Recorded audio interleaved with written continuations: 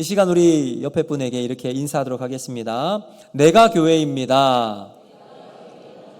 당신이 교회입니다. 우리가 교회입니다. 할렐루야. 아멘. 네. 여러분, 설교를 시작하면서 제가 한 재미있는 이야기를 해드리도록 하겠습니다. 여러분에게 재미있을지 모르겠습니다. 남편의 귀가가 늦어져서 걱정이 된 한 아내가 있었습니다. 그래서 이리 연락해도 저리 연락해도 안 돼서 남편의 가장 친한 친구 5명에게 메시지를 보내었습니다. 이렇게 동시에 보냈습니다. 밤이 늦었는데 남편이 들어오지 않고 연락도 안 되네요. 혹시 거기 계신가 해서요. 자, 어떻게 연락이 왔을까요? 5명이 거의 이런 문자가 왔습니다. 그 다음, 걱정 마세요. 저희 집에서 한잔하고 놀고 있습니다. 그러면 이 남편은 5명인가요? 각각 집에서 어떻게 놀 수 있을까요? 친구들은 이 남편과의 의리는 지켰지만 남편으로 아내를 위한 진실은 지키지 못했습니다. 여러분, 시간이 지나고 상황이 변해도 절대로 흔들리지 않는 우정이나 충성심을 우리는 의리라고 이야기합니다. 한 10여 년 전에 한 탤런트가 의리 하면서 막 외쳤던 한 사람이 있었죠. 그 사람은 뭐든지 하면 의리 이렇게 얘기했어요. 근데 이 의리를 어디서 많이 볼 수 있을까요? 영화, 특히 이제 범죄 이런 거 있잖아요. 액션 영화를 보면 각종 범죄를 저지르고 비리를 저지르는 암흑과 조폭, 그 사람들 안에서는 의리 빼면 시체다라고 말을 할 정도로 의리 하나만큼은 목숨을 지켜서라도 지키려고 합니다. 근데 마지막 결론은 어떻게 되는 줄 아시죠? 의리 지키려고 막 했는데, 근데 의리로 살 것 같은 그런 사람들도 시간이 지나면 의리가 아니라 이익, 자신의 목적을 위해서 선택하면서 배신으로 끝나는 경우가 참 많이 있습니다. 자, 여러분, 오늘 이런 의미에서 오늘 본문에 나오는 이 세 지파를 좀 한번 살펴보기를 원하는데, 루벤 지파, 갓 지파, 므낫세 반 지파입니다. 이 세 지파들은요, 우리가 흔히 말할 수 있는 의리파, 의리 있는 지파의 사람들입니다. 왜 그러냐면 이제 모세가 죽기 전에 이스라엘 백성들에게 명령을 합니다. 우리가 가서 저 땅을 차지하자. 근데 요단강을 건너기 전에 요단 동편에 미디안 광야는 아주 사납고 무서운 부족들이 많았습니다. 근데 그곳을 전쟁할 때 이 세 지파들, 루벤, 갓, 므낫세 지파들이 아주 용맹하게 선두에서 좋은 영향력을 끼쳤습니다. 큰 역할을 감당했어요. 자, 그리고 그 땅을 이제 정복했는데 요단강을 건너서 서편으로 넘어가야 합니다. 근데 이 동편을 보니까 땅이 너무 좋은 거예요. 목초지가 쫙 넓게 드리워져 있고 가운데는 그 중간에 시냇물도 흐르고 살기 좋은 땅. 그래서 이 세 지파들이 서로 딱 의기투합을 해서 모세를 찾아가 이렇게 이야기합니다. 우리는 가나안에 들어가지 않고 여기에 살아도 되겠습니까? 근데 모세가 이 이야기를 듣자 기도 안 찬 거예요. 속에서 불같이 화가 팍 솟아올랐습니다. 그런데 그 화를 꾹꾹 누르면서 단호하게 이야기합니다. 너희들 참 이기적인 사람이다.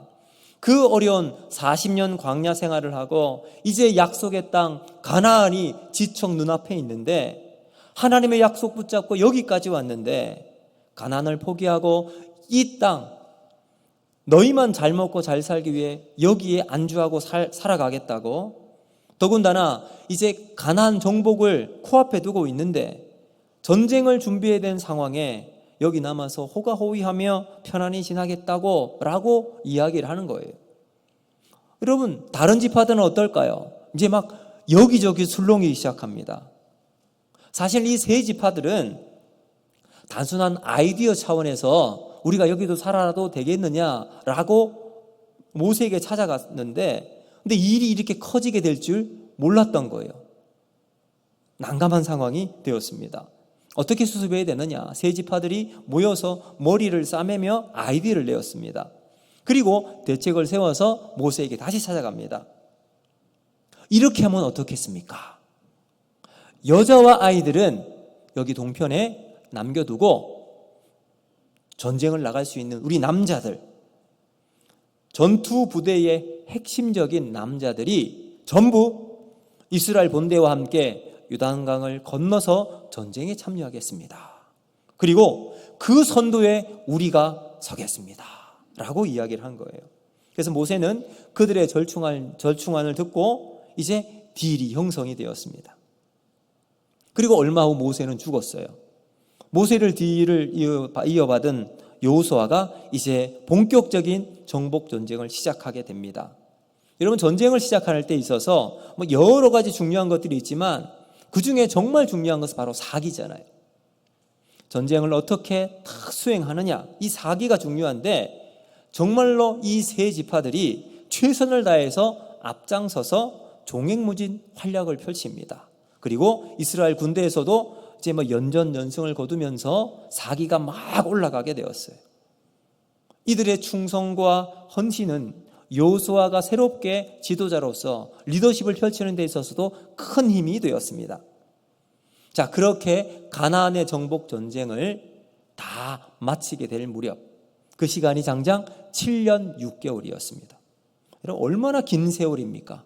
근데 이 동편에 있었던 세 지파들이 꿋꿋하게 그 시간을 지키고 앞장서서 정복 전쟁을 치루어 주었습니다. 제가 군 생활 2년 2개월을 했거든요. 그리고 제대할 무렵쯤 되니까 군 생활이 점점 줄어든다는 이야기를 들었습니다. 그래서 큰 기대가 있었어요. 과연 나는 언제쯤 제대할 수 있을까? 네, 제대할 막바지쯤 되니까 군 생활이 일주일 줄어들더라고요. 근데 마지막 군 생활 일주일 줄어드니까 얼마나 행복한지 몰랐습니다.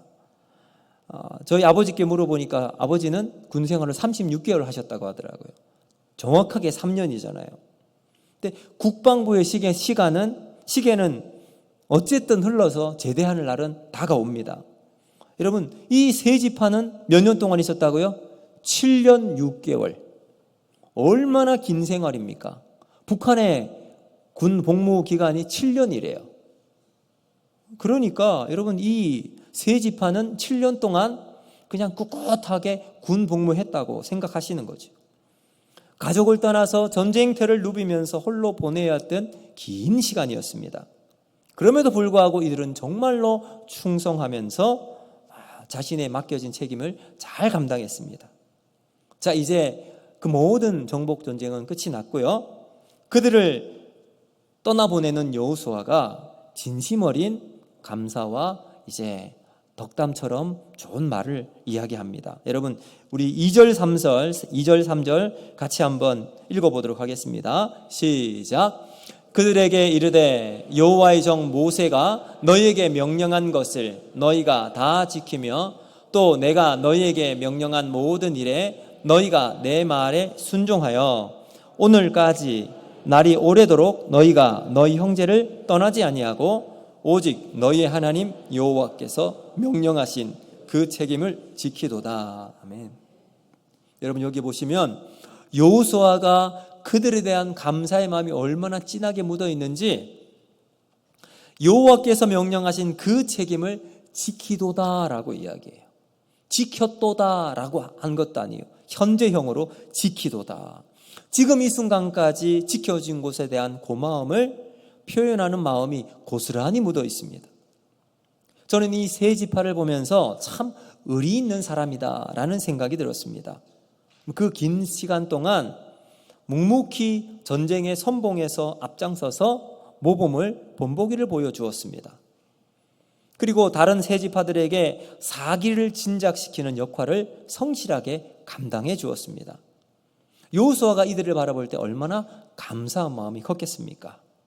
이렇게 고마운 세 지파가 이제 서편에서 요단강을 건너서 동편으로 떠나는 순간 여호수아가 당부와 감사의 말을 전하는데, 여러분, 이 말 속에 의리를 뛰어넘는 진심, 진리를 이야기하고 있습니다. 여러분, 여호수아가 그들에게 진짜 이야기하고 싶었던 진심, 진리는 어떤 것인지 우리가 오늘 말씀을 통해서 한번 살펴보면서 은혜를 받는 그런 시간이 되기를 원합니다. 자, 그렇다면 의리를 뛰어넘어 진리로 나아가는 첫 번째 여호수아의 강조점은 뭔가? 바로 하나님을 사랑하라 라는 이야기입니다.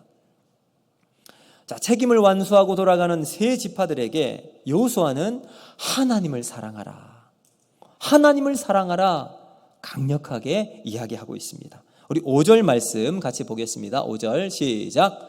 오직 여호와의 종 모세가 너희에게 명령한 명령과 율법을 반드시 행하여 너희의 하나님 여호와를 사랑하고 그의 모든 길로 행하며 그의 계명을 지켜 그를 친근히 하고 너희의 마음을 다하며 성품을 다하여 그를 섬길지니라 하고. 아멘. 자, 여러분, 여호수아가 하나님을 사랑하라, 하나님을 사랑하라. 하나님을 사랑하는 증거가 뭘까요?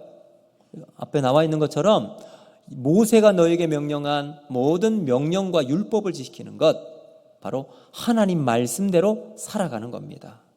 자, 여러분, 이것을 이렇게 생각하시면 돼요. 두 남녀가 서로 매력을 느껴서 호감을 가지면서 이제 호감을 넘어 사랑을 시작하게 되었습니다. 그러면 서로의 말을 귀담아 듣고 마음에 새겨서 그 말대로 살아가려고 할 겁니다. 그것이 바로 사랑의 증거지요.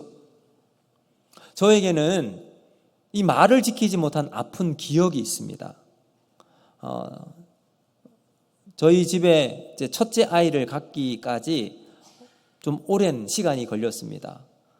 그 오랜 시간 어렵게 임신을 하게 됐는데, 그 하나님께서 저희에게 기적과도 같은 놀라운 방법으로 하나님께서 임신할 수 있는 응답을 주셨습니다. 그러던 어느 추운 겨울날이었는데 아내가 갑자기 과일 주스를 먹고 싶다는 거예요. 이런 마트에 가서 병에 담겨있는 그런 과일 주스가 아니라 한겨울에 찾을 수 없는 생딸기 과일 주스를 먹고 싶다고 하는 겁니다. 그럼 그때 하는 말이 있잖아요. 이렇게 덧붙이더라고요. 자기가 먹고 싶은 게 아니라고. 뱃속에 있는 아이가 먹고 싶다. 제 기억으로는 그 이야기를 듣고 저는 밖에 나가서 구하기 위해서 여기저기 돌아다닌 것으로 기억을 하는데 아내에게 물어봤습니다. 여보, 그때 어떻게 했어? 안 간 것 같대요. 그런데 너무 오래돼서 기억이 나지 않는데요. 그러면 간 게 맞습니다. 아무튼 제가 이제 밖에 나가서 여기저기 구해봤는데 결론은 사지를 못한 거예요. 그래서 돌아와서 그냥 다른 주스를 사온 것 같아요. 그랬더니 아내가 별로 신통치 않았던 것 같습니다. 그래서 지금도 그 이야기가 나오면 제 가슴이 막 뜨끔뜨끔해요. 그렇다고 제가 아내를 그때 사랑하지 않았던 것은 아니고 지금도 여전히 사랑하고 있습니다. 여러분, 사랑하면 말을 마음에 새기고 그 말대로 해주고 싶습니다. 근데 여기에 사랑한다라는 말은 아하브라는 히브리어입니다. 이 아합은요, 기본적인 단어의 뜻이 뭐냐 하면 기뻐한다라는 거예요. 기뻐한다. 근데 그냥 기뻐하는 게 아니라 어쩔 줄 몰라 하며 마음이 흥분된 상태로 나아가는 기쁨을 이야기할 때 쓰는 단어가 아합입니다. 하나님을 사랑한다. 그것은 하나님을 정말로 진심으로 열정적으로 기뻐하는 거예요. 하나님과 함께 있는 것 자체만으로 희열을 느끼며 즐거워하는 상태가 바로 아합입니다. 자, 이걸 조금 더 쉽게 설명을 해드릴까요? 연애를 시작한 3년이 아니라 3개월이 지나 3개월이면 가장 행복한 시간을 보내는 한 남자가 있습니다. 이 남자가 여자친구와 함께 데이트 약속 시간을 그날 정했습니다. 그리고 일을 빨리 마치고 약속 시간보다 1시간 먼저 그 자리에 딱 기다리고 있어요. 왜 기다리고 있었을까요? 혹시나 여자친구가 조금이라도 일찍 오면 시간을 더 많이 보낼 수 있으리라는 기대감 때문에, 여러분, 그래서 일찍 나간 거예요. 밥도 먹고 차도 마시고 영화도 보기도 하고 이런저런 일을 하는 것보다 더 중요한 게 뭘까요? 같이 있는 것 자체가 기쁨인 거예요. 즐거움인 거죠. 여러분, 그것이 바로 아합입니다. 명절이 되면 타지에 있던 아들, 딸들이 온다는 소식을 들은 어머니가 그럼 벌써부터 자식들이 좋아하는 음식, 잡채며 불고기며 정성껏 준비를 합니다. 그리고 이제 명절이 되었을 때 이제 아들과 딸이 딱 오면 멀리서 보기만 해도 얼굴에 미소가 확 번집니다. 그리고 그 음식하는 게 전혀 힘들지가 않죠. 그럼 그게 바로 아부입니다. 아부의 하나님, 그 사랑에 충만한 성도는 교회를 오래 다니면 다닐수록 그 얼굴의 변화가 나타납니다. 어떻게 변할까요? 얼굴에 미소가 번지고 하나님을 만나는 기쁨이 그 속에서 일어납니다. 근데 여러분, 교회를 오래 다닌 우리 성도들을 한번 살펴보시길 바랍니다. 주변을 한번 보세요. 그 얼굴에 미소가 환히 번져 있습니까? 아니면 미간에 내천자가 깊게 파여 있어서 얼굴은 굳은 표정으로 변함없는 딱딱한 모습, 늘 심각하고 근엄한 자세로 팔짱을 쭉 끼고 그렇게 신앙생활을 하고 예배를 드린다면 내면의 무언가가 여러분 영적 부분을 점검해 볼 필요가 있을 겁니다. 그럼 진짜 신앙이 우리 안에 있으면 기쁨이 우리 속에서부터 솟아납니다. 하나님의 기쁨이 되어서 가슴이 터질 것 같은 행복감이 밀려오게 되지요. 말할 수 없는 뜨거운 사랑이 내 안에서 솟구쳐 오릅니다. 사랑하는 성도 여러분, 하나님은 사랑이십니다. 하나님을 사랑하기를 바랍니다. 사랑에 빠진 연인이 언제나 자신의 연인을 보고 싶고 하고 연락하고 싶은 것처럼 오늘 우리는 하나님 앞에 우리의 사랑을 고백하며 하나님 앞에 살아가는 저와 여러분이 되기를 주님 이름으로 축복합니다. 자, 그런데 여러분, 연애와 결혼은 사랑이라는 공통 분모가 있어요. 그런데 차이점이 있습니다. 그 차이점이 뭐냐 하면 연애는 불꽃과 같이 확 피어올라요. 근데 결혼은 난로와 같습니다. 난로가 뜨겁게 달궈지기 위해서는 어떻게 될까요? 거기에 장작이 계속 들어가야 됩니다. 마찬가지로 주님과의 뜨거운 사랑이 지속되기 위해서는 우리의 마음과 정성이 장작이 되어 하나님께 드려져야 합니다. 그 드려짐이 뭘까요? 예배예요. 여러분, 예배가 그냥 이 장소에서 이 시간만 앉아있는 것이 아니라 우리의 마음으로 하나님을 향한 간절한 믿음의 고백으로 드려지는 예배가 되기를 주님의 이름으로 축복합니다. 여러분, 그러기 위해서 우리는 늘 말씀에 투자하고 기도의 자리를 지키는 삶이 있어야 합니다. 시편 73편 28절을 보면 이렇게 말하죠. 하나님께 가까이함이 내게 복이라. 하나님을 가까이 하기 위해서 여러분이 오늘 하나님께 들어야 할 믿음의 장작은 어떤 것으로 드리고 있습니까? 우리의 삶 속에 하나님을 기쁘시게 하기 위한 우리의 마음과 정성이 하나님께 드려지기를 원합니다. 지금 여호수아가 요단으로 떠나는 이 세 지파에게 강력하게 요청하는 것, 하나님을 사랑하라. 함께한 7년 동안 의리는 너무나도 고맙고 소중한 것이지만 의리를 뛰어넘어 하나님의 진리로 나아가기 위해서는 하나님을 사랑하는 것, 그것이 그들의 삶의 전부라고 해도 과언이 아닐 겁니다. 우리의 삶도 마찬가지입니다. 하나님을 사랑하시기를 바랍니다. 그 하나님의 사랑이 오늘 우리가 드리는 예배를 통해서 드러나고 우리를 살리는 힘이 되어서 날마다 우리의 삶 속에 하나님을 진심으로 바라보며 예배하는 저와 여러분이 되기를 주님의 이름으로 축복합니다. 두 번째, 의리를 넘어 진리로 나아갈 수 있는 길이 뭔가? 바로 하나님께 붙어 있어야 한다라는 사실입니다. 자, 우리 5절 다시 한번 읽어보도록 할까요? 5절 같이 읽습니다. 시작.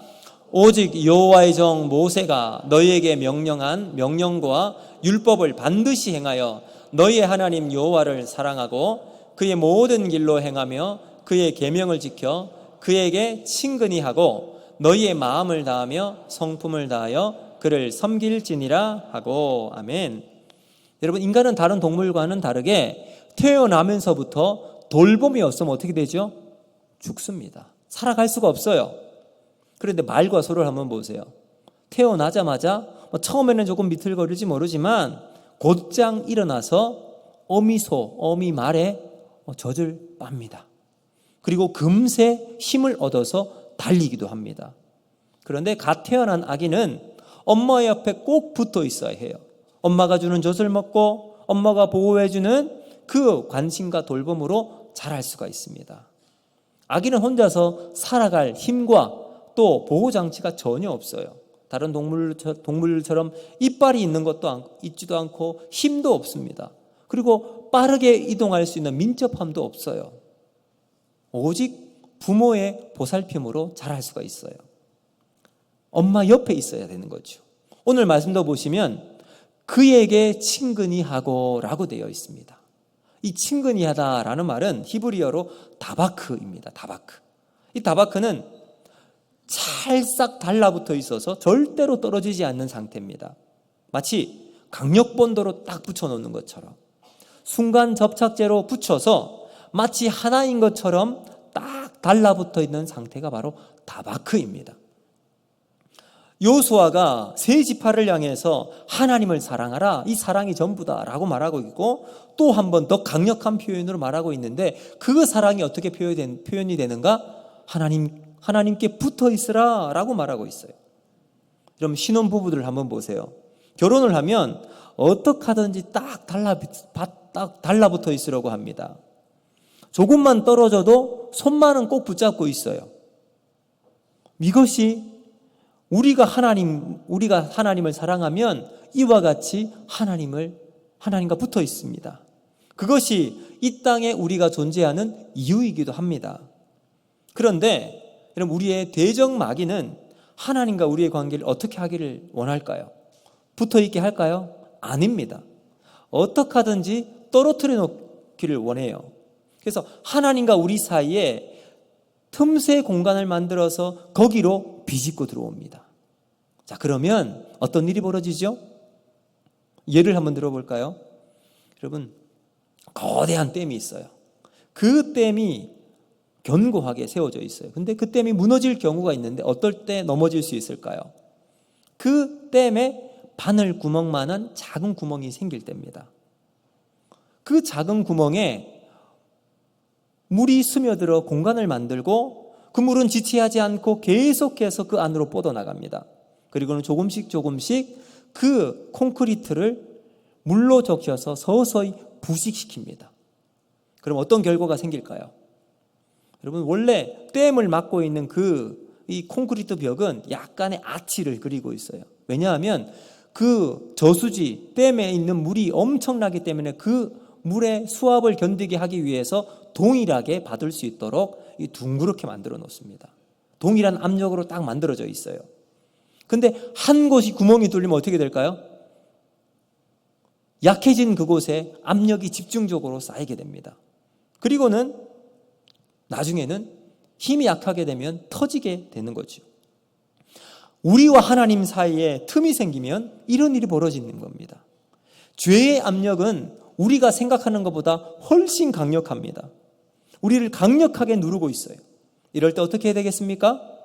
하나님께 붙어 있어야 할 줄로 믿습니다. 우리 옆 사람에게 이렇게 한번 고백할까요? 하나님께 꼭 붙어 있으시다.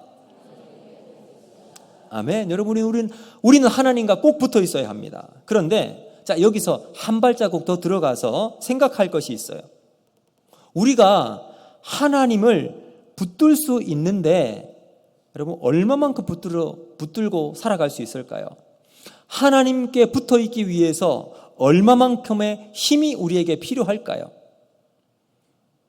오랫동안 신앙생활 하신, 그리고 평생 믿음의 길을 걸어가시는 우리 장로님들, 권사님들, 우리 집사님들, 하나님으로부터 떨어지지 않을 자신이 있으십니까? 꽉 붙잡고 하나님께 붙어 있을 자신이 있으십니까? 여러분, 한번 생각해 보십시오. 자, 생각을 다 하시면 다시 한번 질문을 드려보겠습니다. 하나님께 떨어지지 않을 자신이 있으십니까? 아멘이십니까? 네. 원래 여기서는 이렇게 아멘하면 안 되는데. 자, 여러분, 교회를 위해 늘 헌신할 우리 장로님들, 평생 기도로 무장하신 우리 권사님들, 교회를 위해서라면 자신의 일을 잠깐 놓아서라도 달려와서 헌신과 수고를 아끼지 않는 우리 집사님들, 하나님께 붙어 있을 자신이 있으십니까? 사실 제가 여러분께 이렇게 질문을 드린 데는 이 질문에 함정이 있습니다. 여러분 눈치채셨는지 모르겠지만 그 함정이 뭐냐 하면 바로 하나님께 붙어있는 주체가 누구냐 하는 거예요. 여러분 하나님께 붙어있기 위해서는 우리가 막 힘을 쓰고 용을 써서 하나님께 붙어있는 것, 여러분 이렇게 질문을 하면, 이렇게 생각해서 우리가 붙어있다 하면 우리가 다시 한번 생각해 보아야 합니다. 아무리 기도를 많이 하고 성경 말씀을 다 외운다 할지라도 우리 힘으로는 절대로 하나님을 붙들 수 있는 능력이 없어요. 근데 가끔 우리가 은혜를 막 심하게 받으면 마치 우리가 하나님을 잘 붙잡고 있는 것처럼 느껴집니다. 그래 내가 평생 하나님과 함께 살아갈 수 있다고. 그런데 우리의 신앙은 느낌이 아니라 사실이 중요합니다. 믿음은 우리가 하나님을 붙드는 것이 아니라 하나님이 우리를 붙든다는 믿음인 줄로 믿습니다. 이 사실, 이 팩트를 믿을 때 우리의 신앙은 결단코 흔들리지 않습니다. 근데 마귀는 우리를 유혹해요. 마치 댐에 가득 담겨있는 물이 콘크리트 벽을 압박을 하듯이 강력한 죄의 유혹으로 우리를 잡아당기고 흔들면서 넘어지게 만들어요. 우리 힘으로 그 사단의 유혹을 이길 수 있을까요? 여러분 쉽지 않습니다. 그런데 유혹이 올 때 기억해야 할 것이 있습니다. 바로 우리를 붙들고 계신 하나님의 능력은 마귀의 유혹보다 언제나 강력하다는 사실입니다. 여러분 믿으십니까? 여러분 요한일서 3장 9절 말씀은 이렇게 말씀합니다. 우리 같이 한번 읽어보겠습니다. 시작. 하나님께로부터 난 자마다 죄를 짓지 아니하나니 이는 하나님의 씨가 그 속에 거함이요 그도 범죄하지 못하는 것은 하나님께로부터 났음이라. 아멘. 무슨 말일까요? 사도 요한이 우리들에게 하나님께로 난 자마다 죄를 짓지 않는다. 여러분 죄 짓지 않나요? 죄 짓잖아요. 거짓말도 하고 미워하기도 합니다. 그런데 요한이 이렇게 말하는 이유가 뭘까요? 우리는 죄를 짓지만 하나님이 우리를 붙잡기에 죄가 우리를 이기지 못한다라는 말이에요. 그러면 하나님을 가까이 하라, 하나님께 붙어 있으라 라는 말의 진짜 의미가 뭘까요?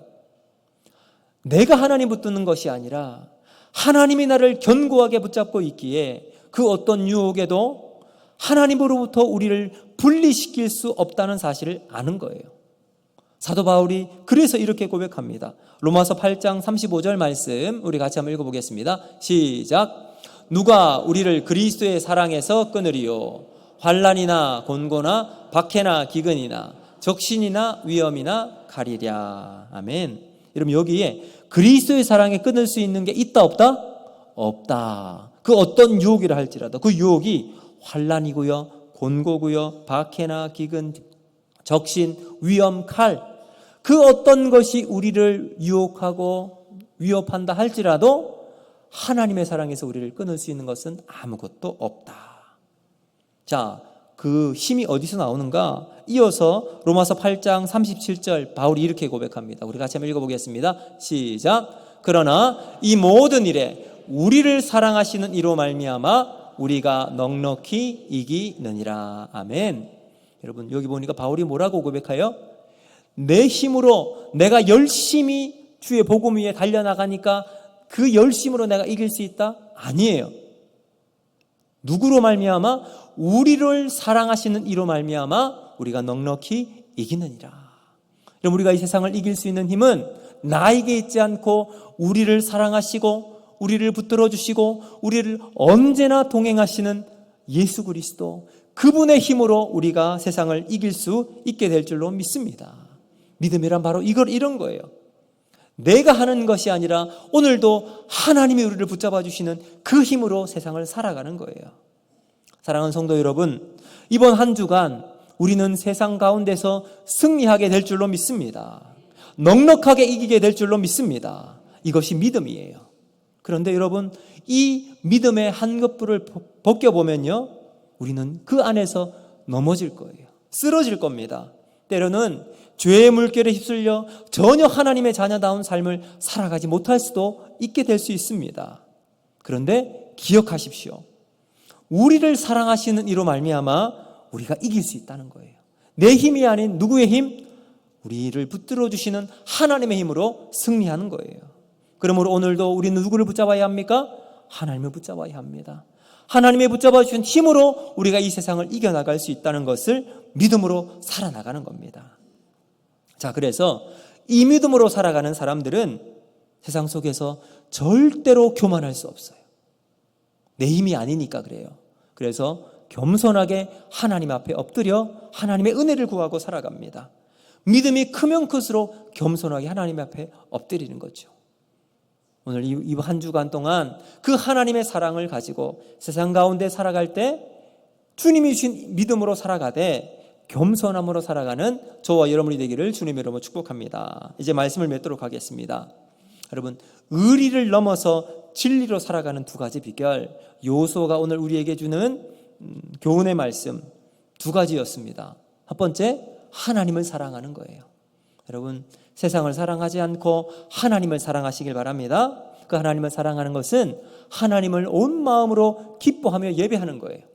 하나님, 오늘도 우리에게 기쁨이 되시는 주님을 바라보며 사랑하는 우리 모두가 되기를 바랍니다. 두 번째, 하나님을 가까이 하는 거예요.